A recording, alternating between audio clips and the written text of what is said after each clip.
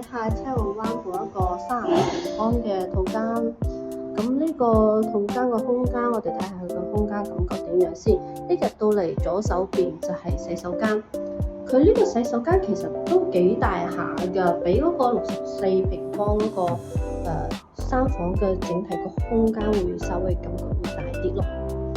咁呢個咧就係客廳啦，佢呢個客廳咧其實係做嗰個房間嘅處理嘅，但係咧成個客廳其實都幾大下㗎，咁根據你自己嘅需求去改造都 OK 嘅。咁呢個廚房其實我個人覺得30幾平方呢個廚房係相當於比較大㗎啦，而且都會有窗嘅。呢個係一個櫃嘅設計，咁你個雪櫃咧其實可以放喺呢個空間都 OK 嘅。買一個比較大嘅雪櫃其實都裝得落咯。我哋再睇翻佢呢個位置，你睇呢度都係做咗一排櫃嘅，咁亦都係做到床。咁呢個咧就會一個陽台嘅空間咯，呢個係一個贈送嘅空間嚟嘅。咁而家係做咗個房間，都可以參考呢種設計咯。其實呢個位置完全可以做一個房間嘅。